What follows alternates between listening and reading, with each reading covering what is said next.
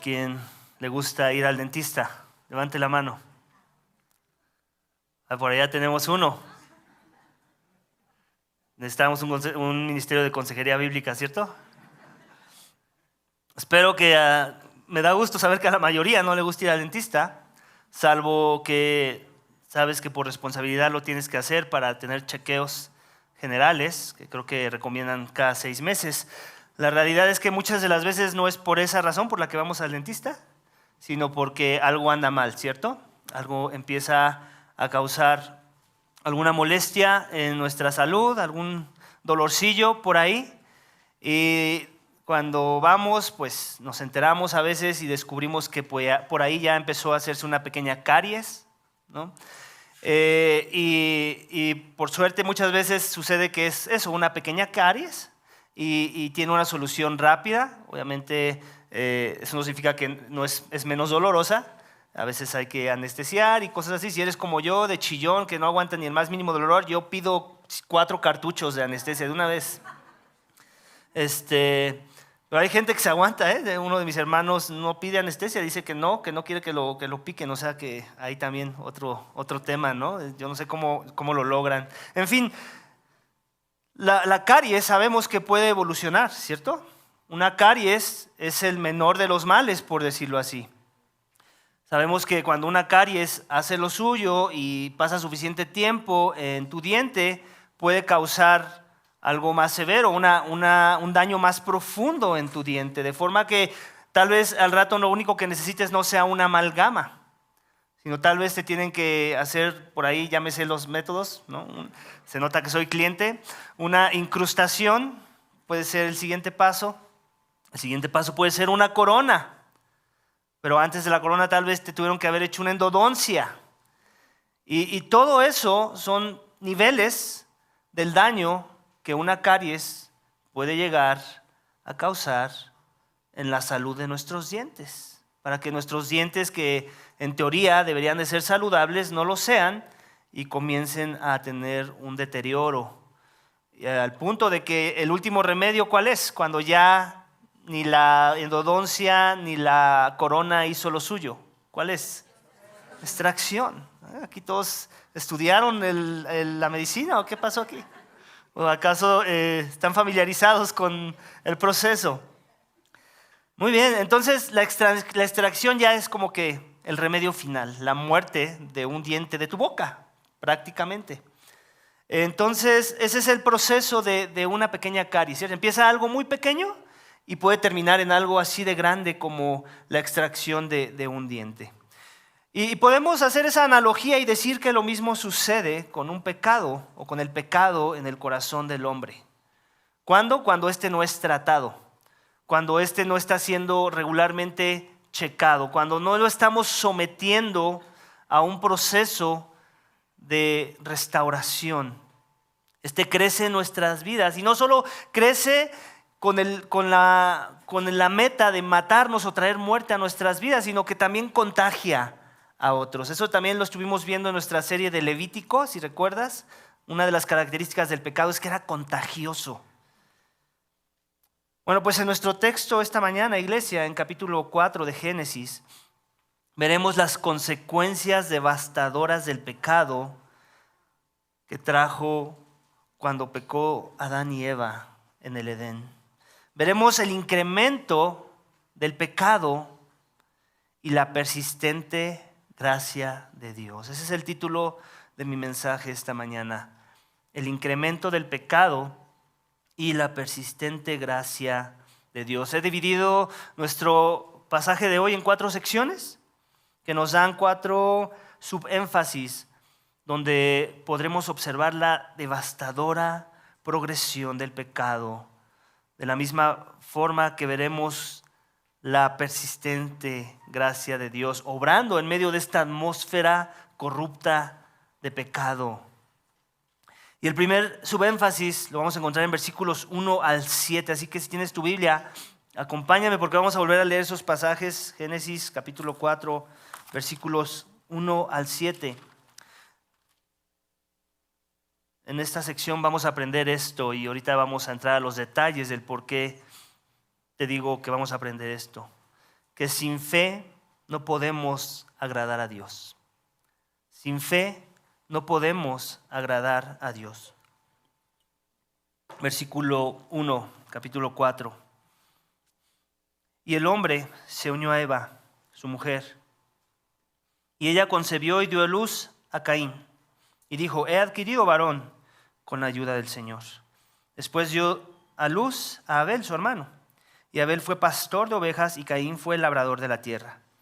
Al transcurrir el tiempo, Caín trajo al Señor una ofrenda del fruto de la tierra. También Abel, por su parte, trajo de los primogénitos de sus ovejas y de la grasa de los mismos. El Señor miró con agrado a Abel y su ofrenda, pero no miró con agrado a Caín y su ofrenda. Caín se enojó mucho y su semblante se demudó. Entonces el Señor dijo a Caín: ¿por qué estás enojado y por qué se ha demudado tu semblante? Si haces bien, ¿no serás aceptado? Pero si no haces bien, el pecado yace en la puerta y te codicia, pero tú debes dominarlo.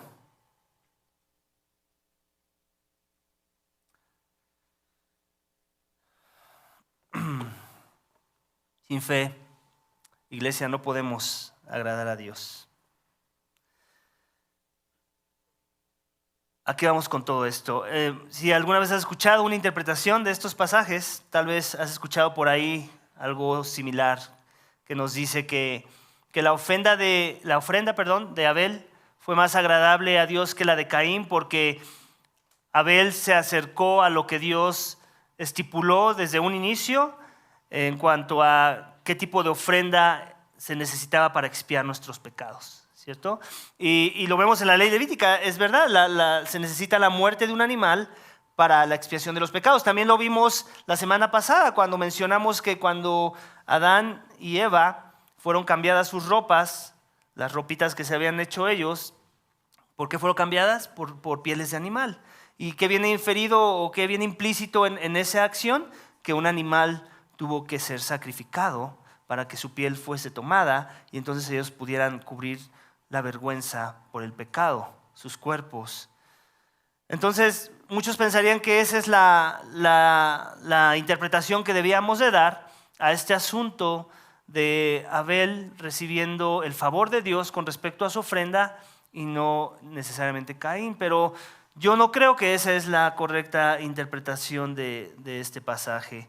El hecho de que una ofrenda haya sido por la muerte de un animal y la otra haya sido por ofrecer algo de la cosecha, y que una haya sido favorecida y no la otra, tiene que ver más con esta idea de la fe, que va a seguir siendo un tema que vamos a ir arrastrando a lo largo de toda la narrativa de Génesis y también a lo largo de toda la Biblia.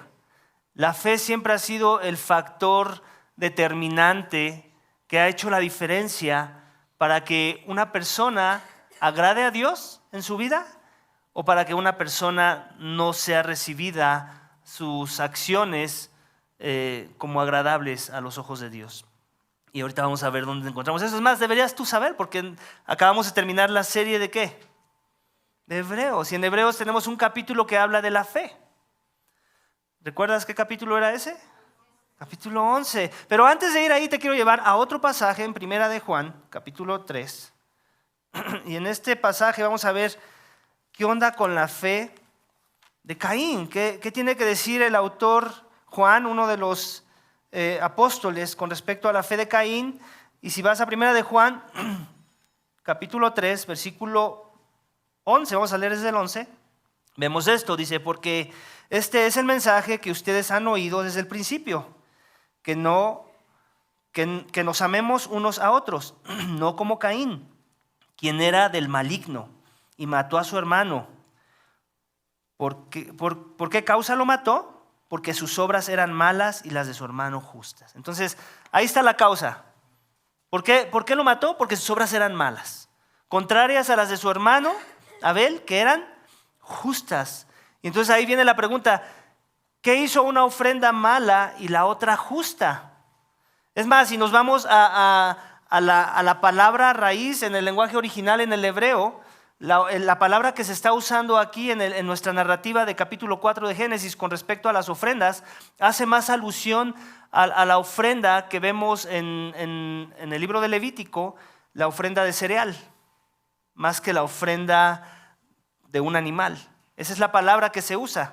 Entonces uno pensaría que la ofrenda que más se acerca a una ofrenda de cereal con respecto a estos dos hermanos, ¿cuál sería? La de Caín. Entonces uno pensaría que va por ahí, que él va por buen camino, pero el texto no nos dice eso. Juan no nos dice eso, él nos dice que su obra fue injusta, fue mala, mientras que la de Abel fue justa. Entonces, ¿qué hizo la diferencia? Entonces es ahí cuando vamos a nuestro libro de Hebreos, Hebreos capítulo 11, donde nos dice: ahora bien, la fe es la certeza de lo que se espera, la convicción de lo que no se ve, porque por ella recibieron aprobación los antiguos. Por la fe entendemos que el universo fue preparado por la palabra de Dios, de modo que lo que se ve no fue hecho de cosas visibles. Y luego versículo 4, por la fe Abel ofreció a Dios un mejor sacrificio que Caín, por lo cual alcanzó el testimonio de que era justo, dando Dios testimonio de sus ofrendas, y por la fe, estando muerto, todavía habla. Entonces, ¿cuál es el elemento clave aquí? En base ya a todos estos dos versículos que hemos leído. Es la fe. ¿Y cómo podemos ver la fe en nuestro texto de esta mañana, en Génesis? ¿Cuáles son unas pistas de que uno lo hizo con fe y el otro no? Porque también lo podemos encontrar ahí. En Génesis 4, ¿qué palabras clave vemos ahí? Necesitas poner los ojos en tu Biblia para que trates de descifrarlo. Y voy a dar la oportunidad que alguien en voz alta diga esas palabras clave que creo que están ahí y que tal vez nos hubieran ahorrado irnos a Hebreos o a Primera de Juan capítulo 3. Así es. Gracias. Abel dio lo mejor, dio las primicias. ¿Recuerdas lenguaje levítico? ¿Qué era lo que tenían que hacer? Ofrecer las primicias, ofrecer lo mejor. Desde ahí vemos ya ese lenguaje. No empezó con la ley levítica, no empezó con Moisés. Para Abel, ese sacrificio tenía que venir con un sacrificio de lo mejor de su ganado. Las primicias. Aquí menciona la parte de la grasa. ¿Recuerdas que vimos que simbolizaba la grasa en nuestra serie de Levítico? ¿Recuerdas? Sí, era agradable a Dios, pero la razón por la que era agradable a Dios es porque ¿qué? La grasa que simbolizaba, ¿recuerdas? ¿No recuerdas? La grasa era esta parte del animal que estaba bien nutrido. Y también decíamos que en Palestina no había muchos de esos. Entonces el hecho de que diera la grasa para nosotros es como que al revés ahora en nuestros días, ¿no? Vamos a los tacos y decimos, ay, quítale la grasita, ¿no? Porque estamos a dieta. Pero en ese entonces no era así. El tener la grasa era así como que la delicadeza del animal, así como que la parte mejor del animal en sus días. Entonces él estaba dando lo mejor. ¿Por qué? Porque él estaba confiando en la provisión que Dios iba a tener para su vida. Él entendía que a Dios se le da lo mejor de uno mismo. A Dios se le da todo lo mejor. Él merece lo mejor. Mientras que Caín no entendió eso. Ve el lenguaje que usa. Vamos a volverlo a leer. Dice, después, lo dice también Abel. No, primero Caín. Caín trajo del Señor una ofrenda del fruto de la tierra. ¿Te das cuenta? O sea, no hay detalles. Nada más como que trajo lo que le sobraba. Pero contrasta con Abel. También Abel por su parte trajo de lo primogénito de sus ovejas y de la grasa de los mismos. Ahí hay detalle. No vemos que diga que Caín trajo lo mejor de la cosecha. Y entonces es ahí el contraste. Eso es lo que hace una obra justa y la otra injusta. La motivación del corazón. Ya hemos hablado de eso y lo hablamos mucho en nuestra serie de Levítico. No es tanto que es que yo estoy haciendo lo mismo, ¿por qué no está recibiéndolo Dios con el mismo favor? Es por tu motivación del corazón. ¿Qué había en tu corazón cuando hiciste eso que parece que es bueno? La ofrenda de Caín parecía ser buena.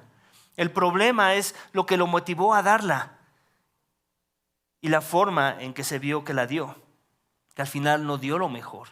Y eso es falta de fe desde la perspectiva del autor de los Hebreos. Eso es falta de fe.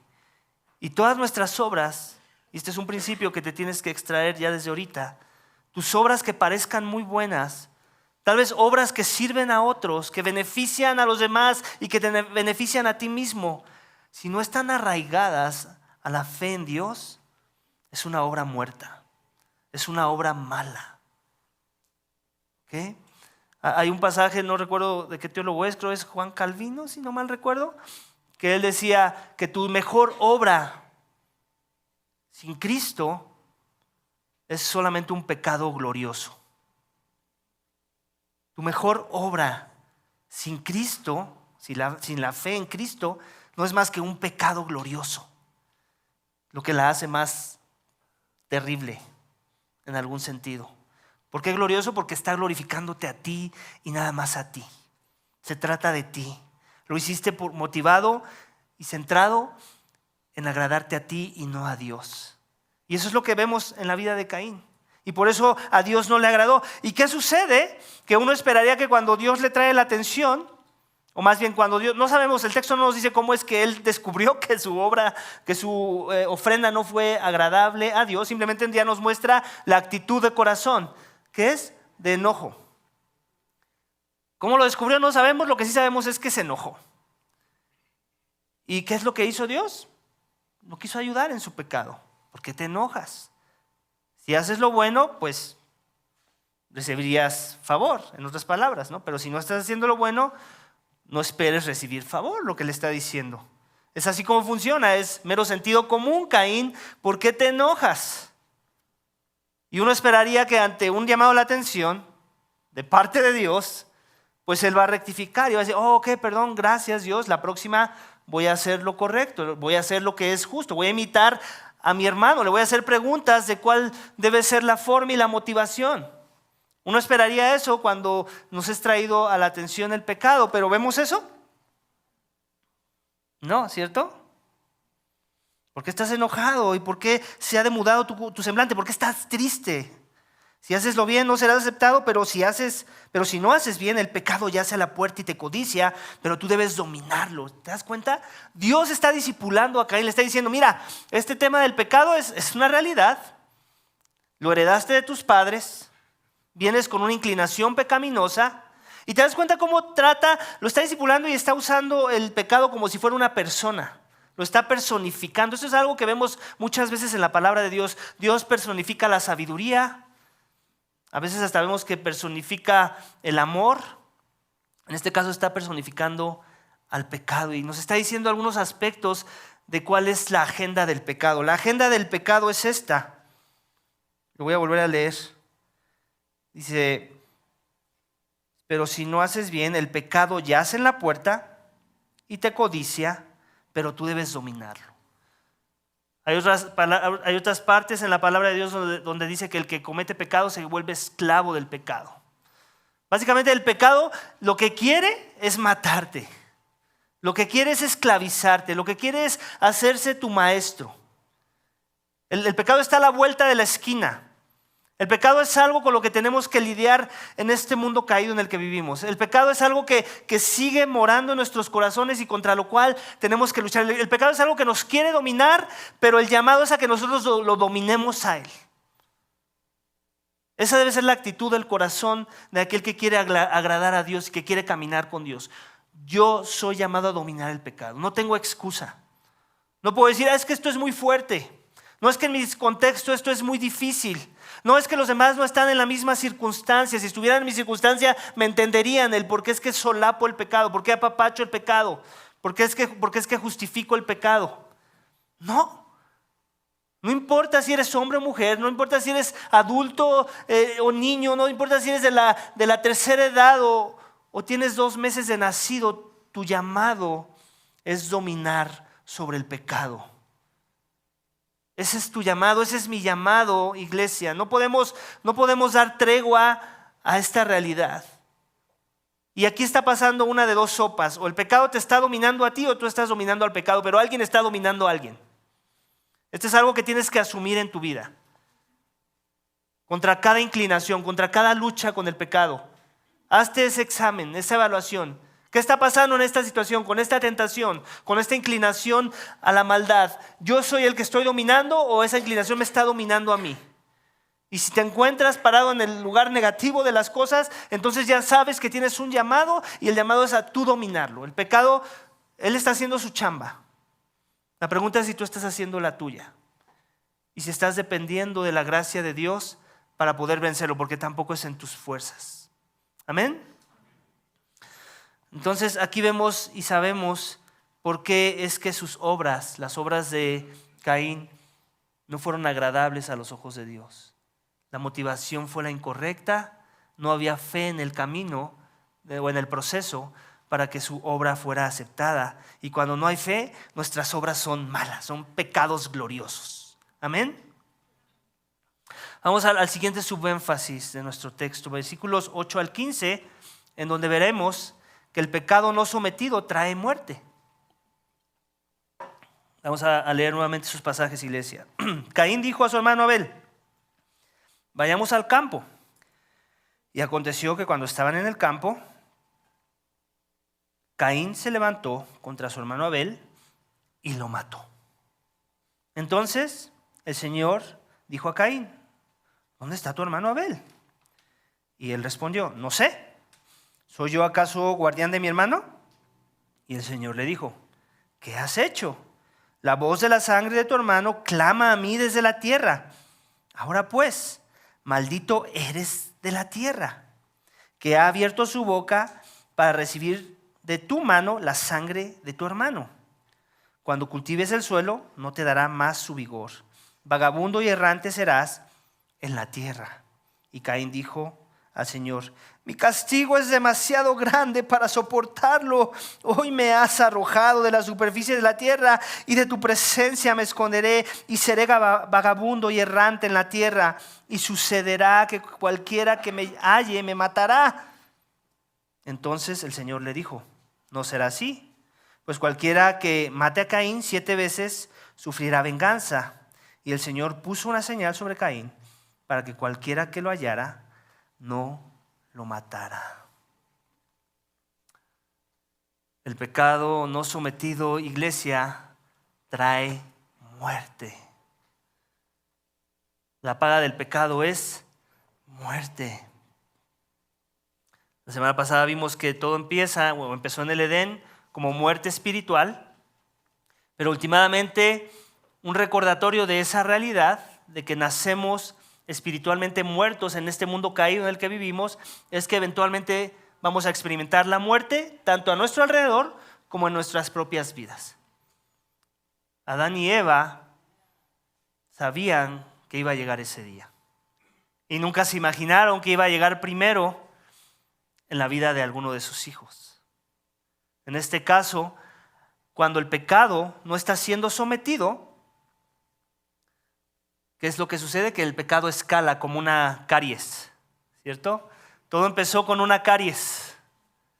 Y la esperanza es que Caín fuera humilde, pusiera atención a las palabras de Dios y rectificara. La realidad es esta, y lo vemos en el texto: no rectificó.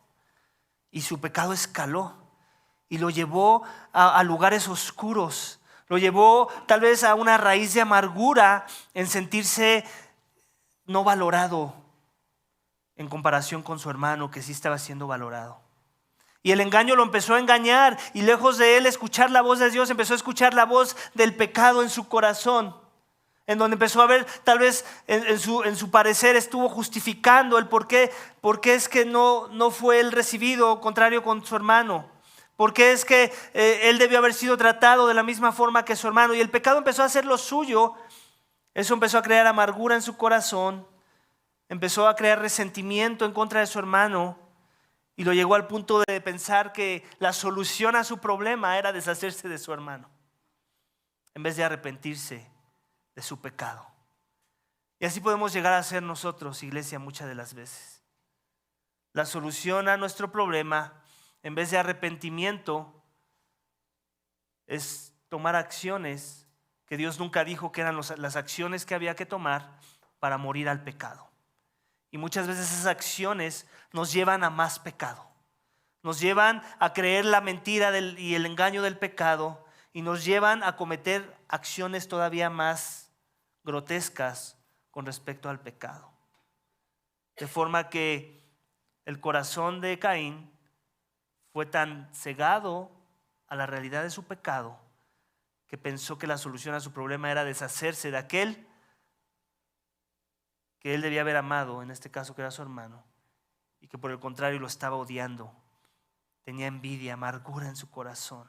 ¿Y eso a qué lo llevó? A quitarle la vida a su hermano, a mentirle primero. Seguramente no lo dice el texto, pero nos podemos imaginar: hey, ven, acompáñame, que me faltó recoger la última parte de la cosecha. Hey, ven, acompáñame porque ya vi que a Dios no le gustó la ofrenda pasada, ahora le quiero dar algo mejor.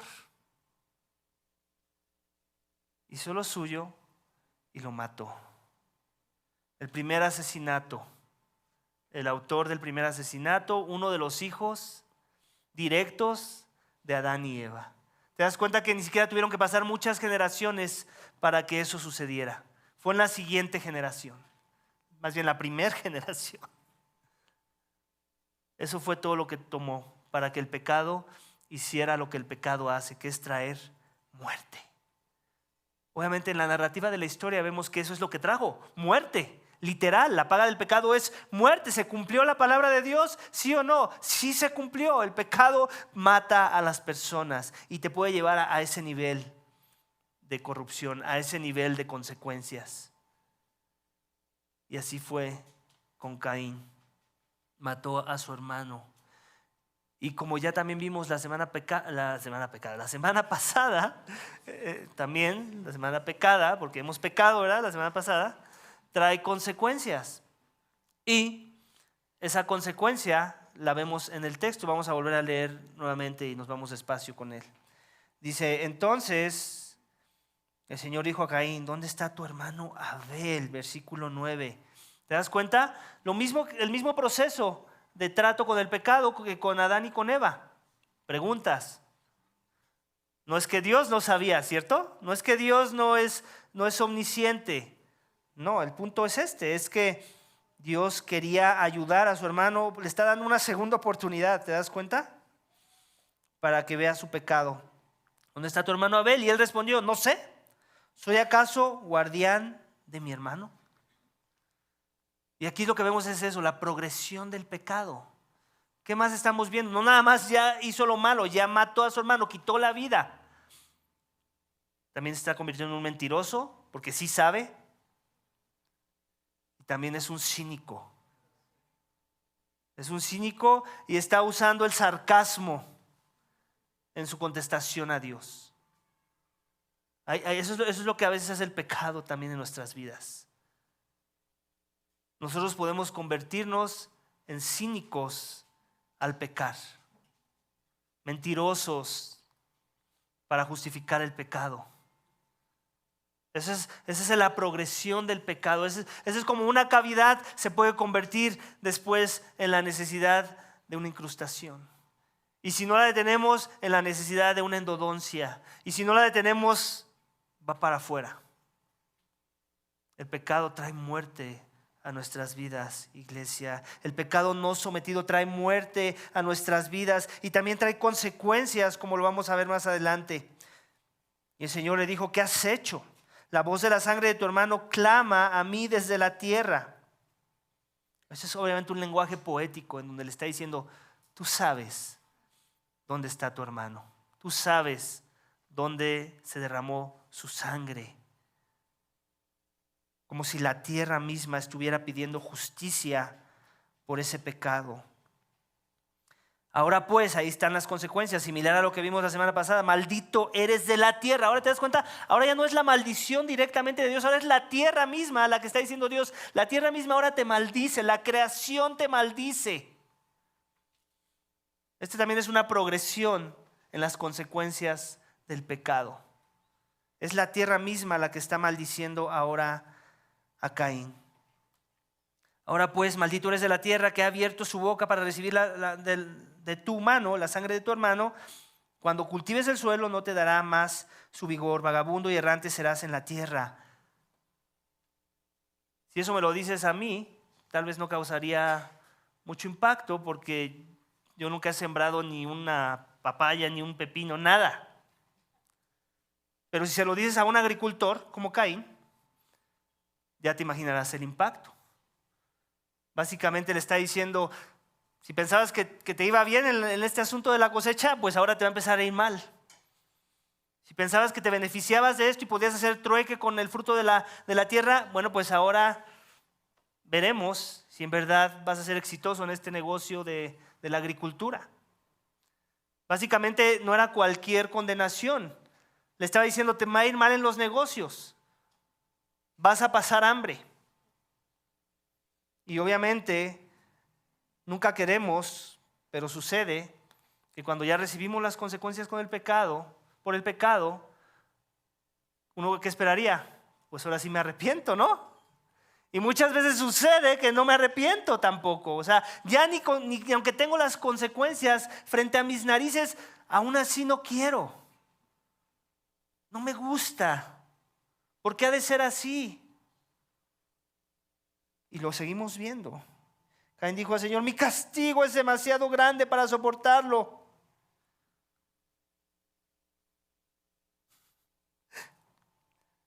Pasó del sarcasmo a sentirse ahora una víctima por el pecado. Hoy me has arrojado de la superficie de la tierra. ¿De veras? ¿Fue Dios el que lo arrojó o él se arrojó a sí mismo? Ese es otro problema que a veces tenemos con nuestro pecado. Que le queremos echar la culpa a todo mundo por las consecuencias de nuestro pecado, cuando tú eres el culpable. El único culpable eres tú, el que hay que señalar es a ti, no a los demás. Y de tu presencia me esconderé y seré vagabundo y errante en la tierra. Se va al exilio, que es algo que ya estamos viendo un patrón, ¿te das cuenta? Lo vimos al inicio con Adán y Eva. ¿Fueron exiliados de dónde? Del Edén. Y aquí se repite el patrón pecaminoso en la vida de uno de sus hijos. Él se va a ir al exilio también. Y luego escuchen esto, y sucederá que cualquiera que me halle me matará. Ahora soy una víctima de mi pecado. No me gusta esta consecuencia. No me gusta la idea de la muerte sobre mi persona. Me gusta la idea de la muerte sobre mi hermano, pero no sobre mi persona. Y a veces así somos con el pecado también. No tenemos problema en hacerle lo malo a alguien, pero cuando nos lo hacen a nosotros, cuidado. Cuidado. No nos gusta. Nos quejamos. No queremos perdonar. Porque es muy malo eso que nos han hecho. Aquí la ironía es esa, ¿no? Tú eres el autor del pecado, Caín. Tú eres no del pecado, tú eres el autor del primer asesino en la faz de la tierra y ahora te preocupa que te asesinen. ¿Ahora esa es una preocupación en tu vida? ¿Por qué no lo fue antes de tiempo? Ahora de repente sí es algo muy malo porque corres el peligro de que eso suceda, porque sabes que la gente se va a enterar. ¿No crees que sería lo justo? Ese es el problema con el pecado, que a veces nubla nuestra realidad de la justicia misma. Porque por cierto, ojo por ojo, diente por diente, es la forma más justa que al Creador se le pudo haber ocurrido de representar la justicia. Quiero que sepas. Y lo vemos en la ley de Moisés. Pero el pecado puede nublar esa verdad. Entonces el Señor dijo, aquí viene la misericordia y la gracia de Dios. El Señor dijo, no será así, pues cualquiera que mate a Caín, 7 veces, sufrirá 7 veces, sufrirá venganza. Y el Señor puso una señal sobre Caín para que cualquiera que lo hallare no lo matara. Gracia de Dios. La gracia de Dios en la vida de un pecador. Diciendo, nadie te va a tratar como tú trataste a otro. Sí hay consecuencias por tu pecado, pero mira, te voy a mostrar misericordia en esta dirección. Tú vas a morir de otra cosa tal vez de vejez, tal vez de una enfermedad, pero no de la forma en la que tú quitaste la vida a tu hermano. Eso es gracia. Es lo que mereciera que toda la familia lo apedreara. Y no fue así. Dios está diciendo, aquí el que se venga soy yo. Así que si alguien repite tu patrón pecaminoso, se las va a ver conmigo. No te preocupes. Yo voy a poner una marca. No sabemos cómo lucía esa marca, si era visible o invisible, eso ya no nos importa. Lo que sí sabemos es que Dios lo cubrió de gracia. ¿Para qué? Para que no muriera y no recibiera el mismo pago por su pecado. Dios es un Dios lleno de gracia, iglesia. Y lo podemos ver en pasajes como este. 7 veces venganza. Dios está diciendo, mi venganza es la venganza de venganzas. El que aquí tiene derecho de condenar y de juzgar soy yo. El 7 es un número de perfección en la Escritura. Solo mi venganza es la que vale, solo mi justicia es la que prevalece. Aquí las justicias de los hombres no valen, porque yo soy el juez, yo soy el que juzgo. Y después esta palabra es algo que vamos a ver repetido más adelante y que también tal vez te hace memoria a algo que encontramos en el Nuevo Testamento, una cita muy similar de 7 veces. Vamos a continuar el siguiente subénfasis, el tercero de nuestro mensaje de hoy, en donde vamos a ver en versículos 16 al 24 que el pecado no sometido contagia y escala. Versículos 16 al 24 dice: y salió Caín de la presencia del Señor y se estableció en la tierra de Nod, al oriente del Edén. Y conoció Caín a su mujer y ella concibió y dio a luz a Enoc. Caín edificó una ciudad y la llamó Enoc, como el nombre de su hijo. A Enoc le nació Irad. Irad fue padre de Mahujael.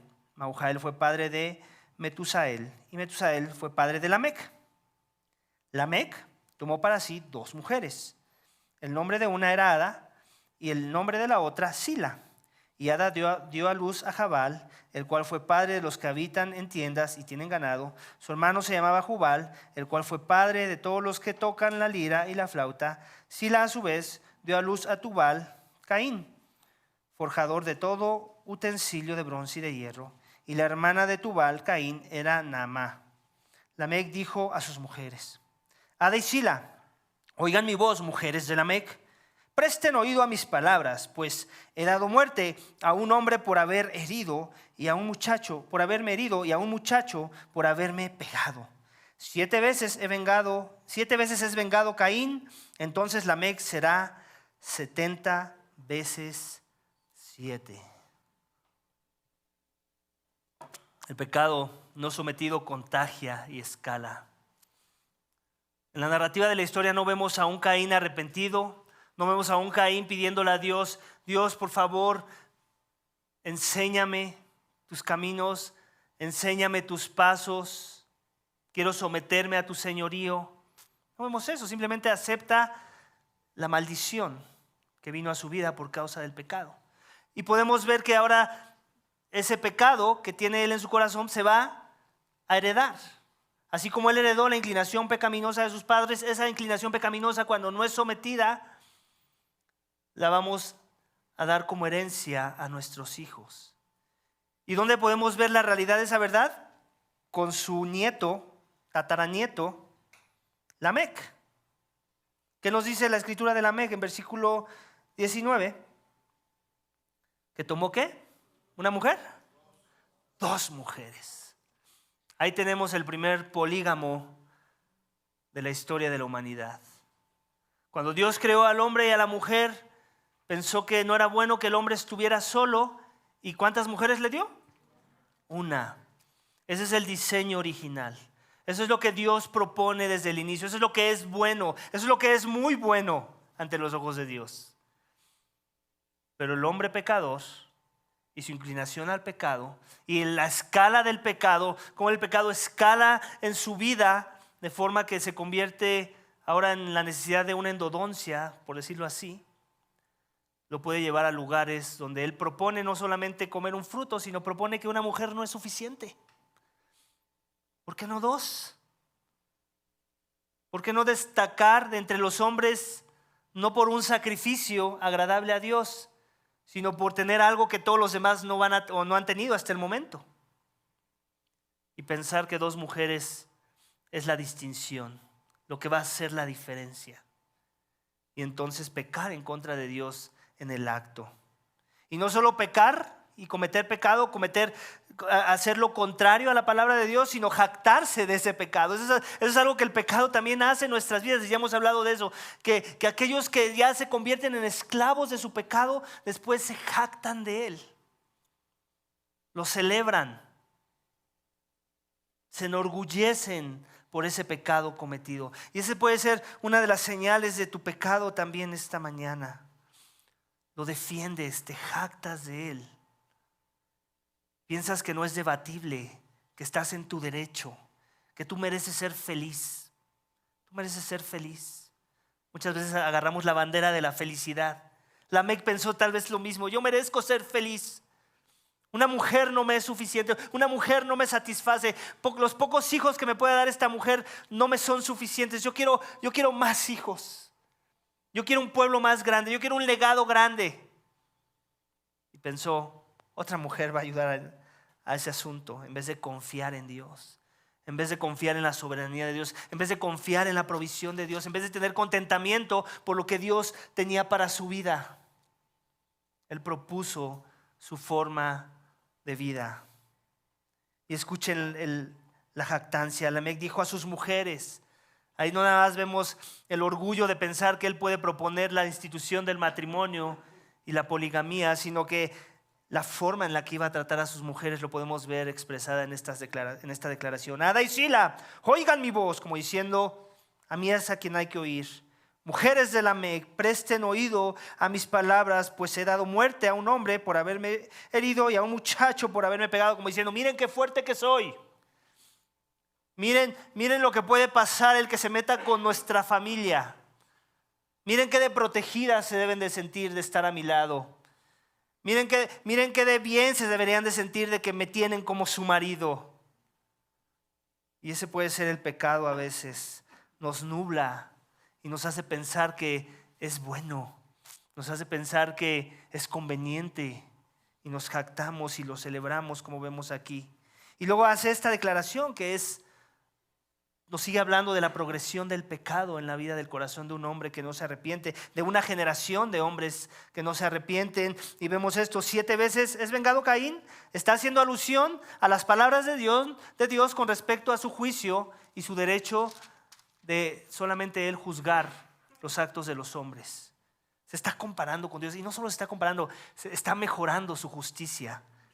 Entonces Lamec será 70 veces 7. ¿Te das cuenta? El tataranieto siguiendo los pasos de su abuelo y mejorado, pero mejorado en una postura negativa.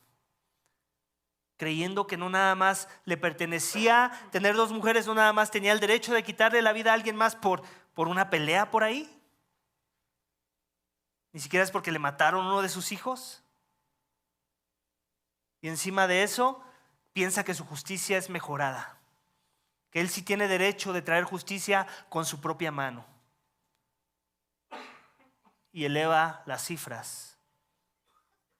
¿En dónde encontramos esa frase? ¿Quién recuerda en los evangelios esa frase de 70 veces 7? De perdonar. Seguramente la audiencia original del Nuevo Testamento, cuando Jesús caminó en esta tierra, brincó a este pasaje cuando escuchó esas palabras. ¿Cuántas veces debo perdonar a mi hermano?, dijo Pedro. 7 veces. Con la justicia de Dios pensó que le iban a poner estrellita. Jesús le dijo, usó las palabras de corrupción de Lamec y las redimió y las dirigió a un sentido opuesto. Siempre. 70 veces 7. No hagas la cuenta, siempre. Siempre. ¿Recuerdas la corrupción del pecado en el corazón de Lamec? Lo contrario a esa corrupción. Todo el tiempo hay que perdonar. Ese es el llamado de los creyentes. Ese es el tipo de perdón que Dios nos ha dado. Él nos perdona siempre cuando en verdad tenemos fe y nos hemos arrepentido de nuestros pecados. Amén. Entonces el pecado no sometido contagia y escala. ¿Lo podemos ver en el pasaje, iglesia? ¿Lo puedes ver? Yo lo puedo ver. ¿Cuánta corrupción puede traer un pecado que no está siendo tratado? La misma corrupción que puede traer una caries a nuestro diente cuando esta no es tratada. Y por último, solo la gracia me ayuda a invocar a Dios. Solo la gracia otra vez. Es por gracia, por medio de la fe, iglesia. Versículos 25 al 26. Adán se unió otra vez a su mujer y ella dio a luz a un hijo y le puso por nombre Set, porque dijo ella: Dios me ha dado otro hijo en lugar de Abel, pues Caín lo mató. A Set le nació también un hijo y le puso por nombre Enós. Por ese tiempo comenzaron los hombres a invocar el nombre del Señor. Dijo Eva, parece que hay esperanza. Cuando ella creyó que la esperanza tal vez estaba en Abel, ¿recuerdas la promesa que hizo Dios en capítulo 3? Tu simiente la herirá en la cabeza. Tu simiente va a traer redención. Y cuando pensó que esa simiente era Abel, ¿qué pasó con esa simiente?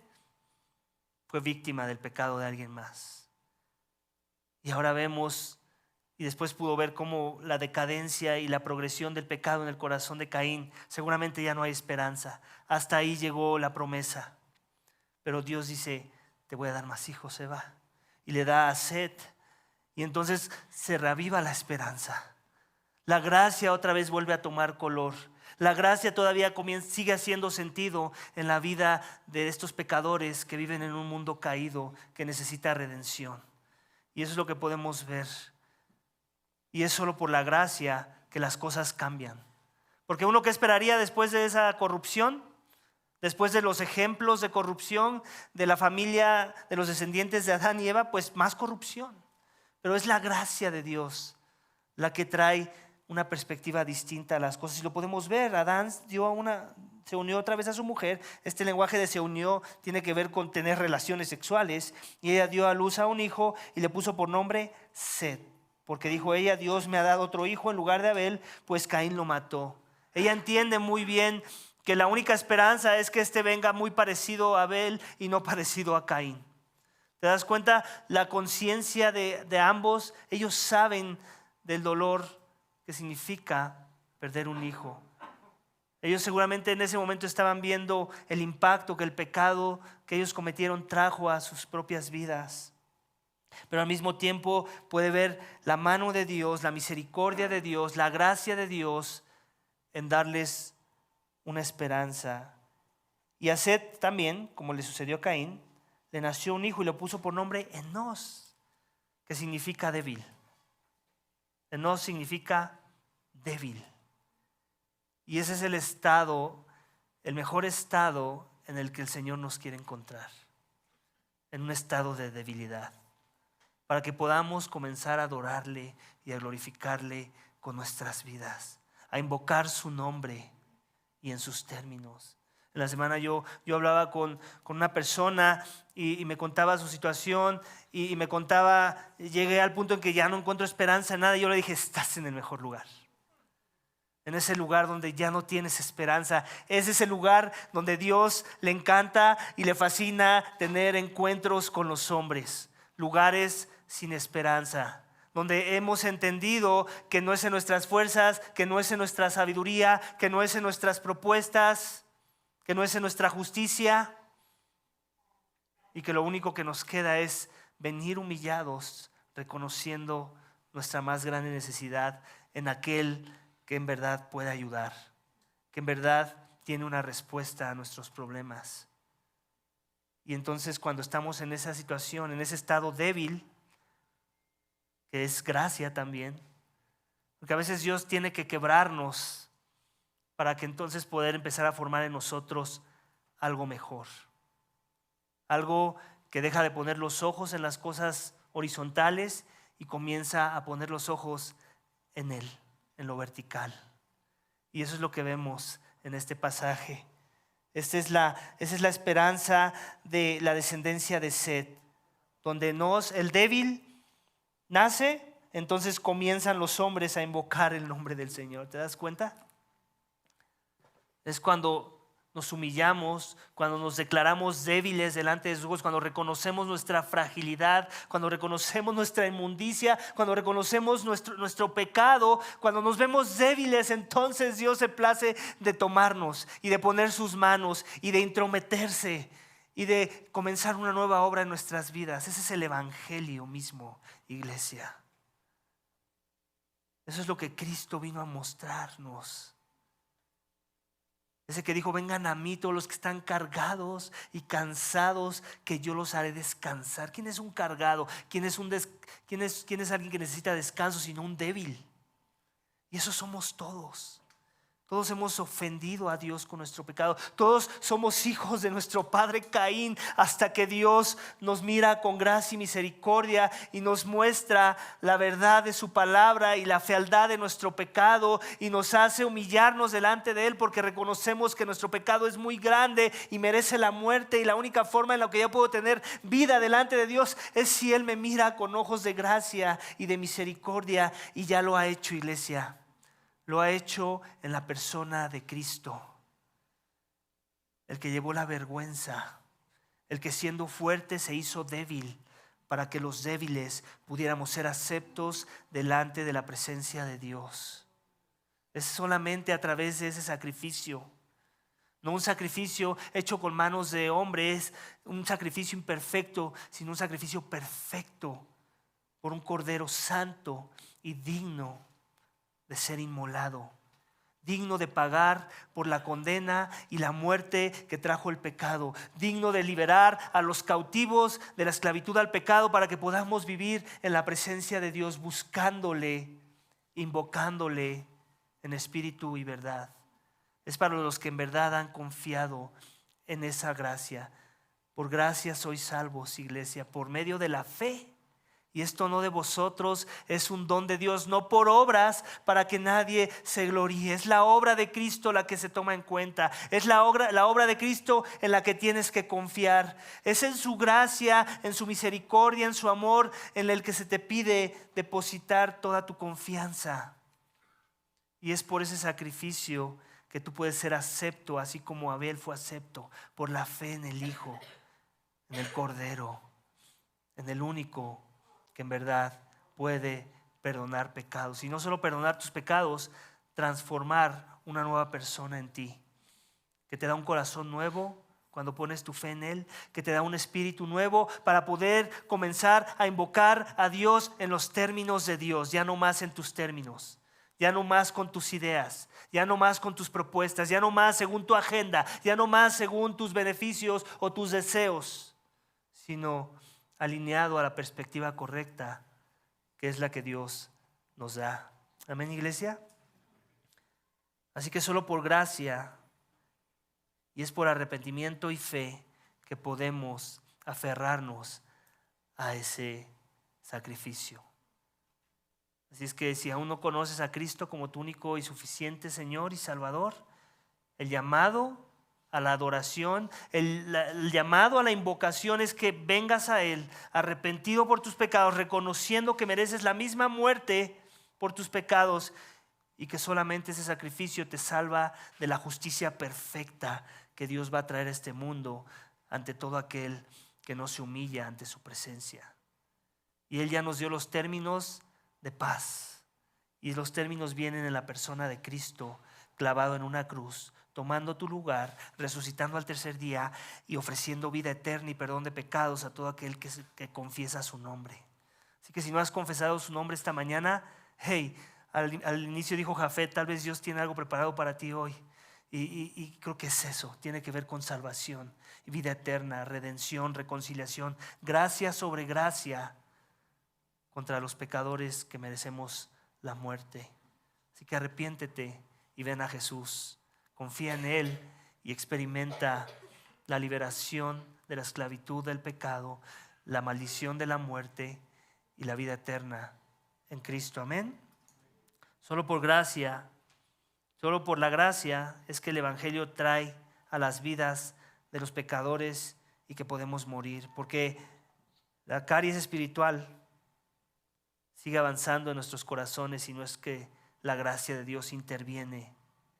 Y en su lugar entonces estos corazones son restaurados y transformados y sanados. Solo por gracia, la gracia que el Evangelio, iglesia, trajo a nuestras vidas, viene la salvación y el efecto del pecado es revertido, y el pecado más horrendo que amenaza nuestro ser puede ser sometido para que en su lugar Dios, el Espíritu Santo y su palabra reconstruyan y sanen la corrupción de nuestros corazones. De esta forma, el pecado decrementa, mengua y la imagen de Cristo comienza a crecer. La conducta de Cristo comienza a ser establecida en nuestras vidas. Así que vamos a orar para que Dios, iglesia, esta mañana nos dé la gracia de ver la maldad del pecado como Él la ve, para que corramos al único que lo sana y trae restauración a nuestras vidas. Y también oremos para que si somos aún de la simiente de la serpiente, entonces Dios te dé la gracia de ser transformado y ser adoptado a una mejor simiente, la simiente de la mujer que trae vida, para que como Enós puedas invocar a Dios en los términos de Dios. Vamos a orar, iglesia. Padre, te doy gracias por tu palabra. Gracias por Génesis 4, en el cual podemos ver tristemente cómo el pecado abunda, cómo el pecado avanza, cómo el pecado se contagia y la corrupción del pecado toca todas las esferas de la vida, Señor. Toca las instituciones que tú has establecido como el matrimonio, Señor. Yo te pido, Padre, que en tu misericordia y tu gracia tú nos muestres a Cristo. Muéstranos el evangelio de la gracia que trae redención, que trae salvación, que viene a revertir lo que el pecado hizo y viene a revertir la maldición que el pecado trajo, Señor. Este evangelio que da vida, este evangelio que nos ayuda a invocar en verdad, que nos ayude a invocar guiados por tu Espíritu, para que entonces las promesas de salvación y vida eterna puedan ser aplicadas a las vidas de pecadores como nosotros. Padre, yo ruego que la progresión del pecado no progrese más, sino que sea la gracia la que abunde en los corazones, Señor. Que el evangelio que trajo salvación a las vidas de los tuyos siga siendo el evangelio que transforma los corazones de aquellos que hemos creído. Y también oro para que si entre nosotros hay alguien que sigue hostil al evangelio, que sigue hostil al llamado que tú tienes de santidad y de arrepentimiento, Señor, Padre, que tú abras su corazón, que tú abras su mente, que se humille y que vea el estado en el que se encuentra, Señor, la necesidad de redención a través de la obra de Cristo en la cruz, Señor, y que entonces venga a sus pies, se arrepienta y crea y viva por medio de la obra de Cristo, por medio de la vida de aquel que trajo vida a los muertos y que ahora reina con poder y que está esperando a que muchos vengan a sus pies, Señor. Yo ruego que tu Santo Espíritu obre con ese poder para que el pecado no abunde más, sino sea la gracia la que abunde en los corazones de aquellos que se humillan e invocan tu nombre. Todo esto te pedimos y te damos gracias en el nombre de tu Hijo amado Cristo Jesús. Amén.